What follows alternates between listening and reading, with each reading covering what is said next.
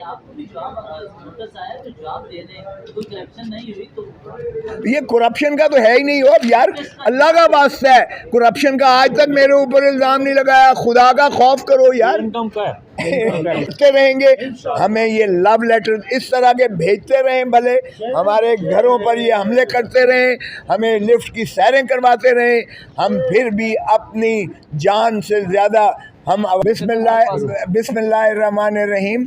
आपको एक ऐसी चीज़ मैं दिखाने जा रहा हूँ कि अब इन्होंने जो कुछ करना शुरू कर दिया है, वकला को भी एक नए अंदाज से जो है हरासा करके कोशिश की जा रही है कि ये भी पैरवी कौम की करना, मुल्क की करना, आइन की करना, कानून की पासदारी करने से ये भी जो है माने हो जाएं।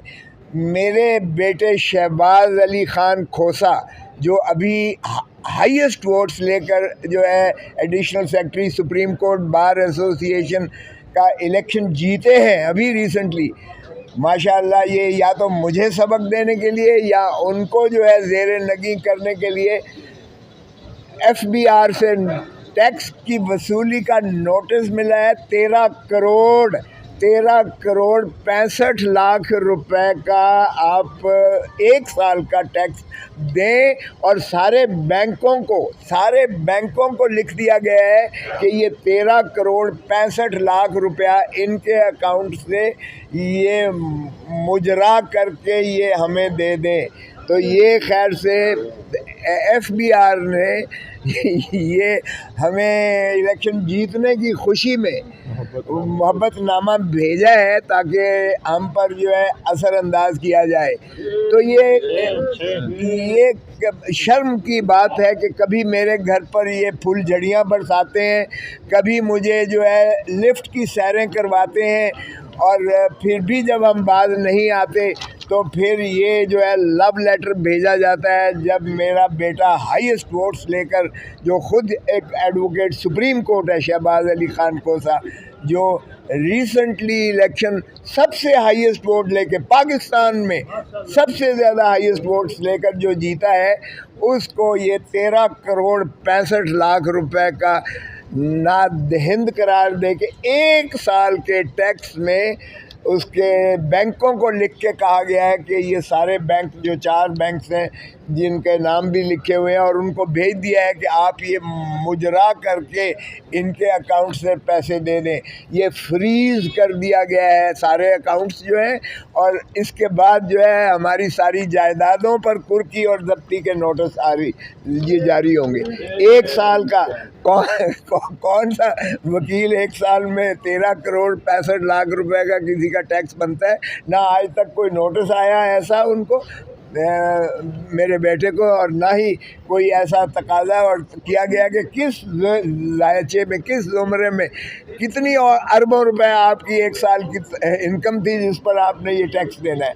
तो ये मेरे ख़्याल में, मैंने कहा कि आपकी नज़र कर दूं कि ये इस तरह के हरबों से ना तो खोसा फैमिली जो है वो मरऊब होकर कोई कौम की और मुल्क की और आइन की पासदारी और रूल ऑफ लॉ को छोड़ेगी, ना हम जमहूर के आवाज़ को इस तरीके से जो है मुनहदम होने देंगे, ज़ेरनगी होने देंगे। तो मैंने कहा कि ये आपके तवस्सुत से मैं अपनी कौम के साथ ये भी शेयर कर लूँ कि ऐसे हरबे जो इस्तेमाल किए जा रहे हैं, ये जो है इसको बंद कर दें। आज आप देख रहे हैं कि जो कुछ हो रहा है इस मुल्क में, आज एक और अभी रजिस्ट्रार ने जो चौधरी एतजाज़ हसन पटिशनर से पटिशन थी उनकी, और मैं जिनका वकील हूँ, हमने नालिश की थी सुप्रीम कोर्ट से कि ये मिसिंग पर्सन और डिसअपेयर्ड पर्सन, ये जिनको उठाया जाता है, और ये तसलसल से जारी व सारी है, एक कौम को ऐसी खौफ की फ़िज़ा में जो है मुब्तला कर दिया गया है कि जो बोलता है उसको उठा लिया जाता है, और कई महीने उसको जो है ना ख़ानदान से, ना उसके बाल बच्चों से, ना उसके वकला को, ना उसके दोस्त अहबाब को कोई इल्म नहीं होता वो कहाँ रखा गया है। नालिश की जाती है अदालतों में और इनकार कर देते हैं हमारे पास नहीं है, और उसके बाद 3-3 4-4 महीनों के बाद जब उसे बरामद किया जाता है या वो सामने लाया जाता है, तो फिर गन पॉइंट पर जो बयान उससे दिलाया जाता है वो भी आपके सामने है। कोई कहता है कि चिल्ले काटने के लिए मैं गया था, कोई कहता है कि मैं सुकून लेने के लिए फ़लाँ जगह गया था, और इमरान रियाज बेचारे की तो ज़बान ही काट दी गई है, जो अब बोलने के भी लायक नहीं रहा है। और जो इतना ज़्यादा बोलता था, बरसता था कि फूल झड़ियाँ उसके मुंह से निकलती थीं, अब वो बेचारा भी उसको ज़बान बंदी कर दी है। तो मुझे बताएं, इससे ज़्यादा कोई अहम मसला इस मुल्क में हो सकता था? मुझे अफसोस है कि रजिस्ट्रार ऑफिस ने उस पर एतराज़ लगा दिया कि ये कोई पब्लिक इम्पोर्टेंस की बात नहीं है और ये कि नीचे करें। भाई, हम तो सारे पाकिस्तान की बात कर रहे थे कि सारे पाकिस्तान में ये रवा किया हुआ है। ये बलूचिस्तान से शुरुआत हुई और बलोचियों ने मुझे कहा कि अब आपको हमारी दुख और दर्द का एहसास हुआ है, चूँकि पंजाब से और बाकी इलाकों से आपके लोग जो है पाकिस्तानियों को उठाया जा रहा है। हमारे यहाँ तो ये कब का मसला है, और आपको इल्म है कि कितनी कमेटीज़ बनी, कितनी जो है सुप्रीम कोर्ट और हाई कोर्ट में पिटिशन्स की गई, वो जो है जंजुआ ने कितनी की हुई है, और उन्होंने अपने जो है प्यारों के तस्वीरें लेकर सुप्रीम कोर्ट के आगे भी उन्होंने एहतजाज किया, और बाकी जगह पे भी आपकी एहतजाज कुना हुए। अब जो पंजाब में और पाकिस्तान के दूसरे हिस्सों में भी यही रीत की गई है कि उठा लिए जाते हैं, गायब कर दिए जाते हैं, और कई कई महीने उनको अजियत दी जाती है, उनके खानवादे को दी जाती है। तो जब वो मनपसंद बयान जो है लाकर मीडिया के सामने आकर बयान करते हैं, तो फिर उनको मुखलसी मिलती है। वो किसी को मजम्मत करेंगे, किसी पर इल्ज़ामात लगाएंगे, किसी ख़ास क़यादत पर, किसी ख़ास पार्टी पर, और किसी ख़ास वक़ूए और हादसे को वो मैग्नीफाई करके जब बयान करेंगे और उसको जो है वो मिलेगी, तो फिर उसको जो है मुखलसी मिलती है। और फिर उसकी भी ज़बान बंदी पर मशरूत है उसकी आज़ादी, उसकी इज़हार राय, उसकी आज़ादी उस खामोशी पर, उस बयानिए पर कायम रहकर उसकी इयादत करते हुए तायीद करने पर ही उसकी आज़ादी जो है मुहीत है, उसको जो है मुनसर कर दिया जाता है। तो इससे बड़ा पाकिस्तान का क्या अलमिया हो सकता है। और मुझे अफसोस है कि हमारे इस दफ्तर ने वो एतराज़ात लगा कर वापस की। आज हम उसको अपील कर रहे हैं उसके ख़िलाफ़। चौधरी एतजाज़ आसन पटिशनर है और मैं उसका वकील हूँ।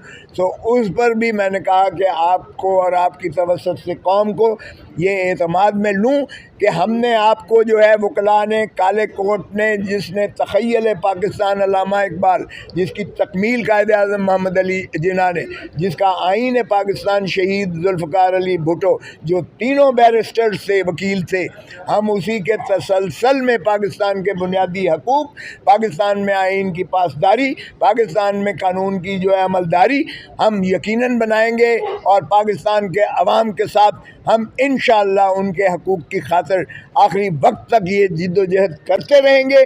हमें ये लव लेटर इस तरह के भेजते रहें, भले हमारे घरों पर ये हमले करते रहें, हमें लिफ्ट की सैरें करवाते रहें, हम फिर भी अपनी जान से ज़्यादा हम आवाम की जो है इज़्ज़त और माल और जान का, और उनके आज़ादी इज़हार और आज़ादी अफ़कार और उनकी आज़ादी जो है एसोसिएशन, और उनको पर हम जो है अपनी जो है आराम और आसाइश को कुर्बान करते हैं। इसलिए हम यकीन कराते हैं, बावर करवाते हैं कौम को और मुल्क को कि हम इंशाअल्लाह आपके हकूक़ की जिद्दोजहद आखिरी दम तक करते रहेंगे और इन हरबों से हम इंशाअल्लाह मरूब नहीं होंगे। आपने ये जिसका नोटिस दिया, आप भी के बोल आप दीगर मुखालिफ जो रहनुमा थे उनका कहते थे कि अगर उन्हें नोटिस आता है उन्हें जवाब दें। आप ये लग रहा है कि कोई हमदर्दी हासिल करना चाहते हैं, आपको भी जवाब नोटिस आया तो जवाब दे दें, कोई करप्शन नहीं हुई तो।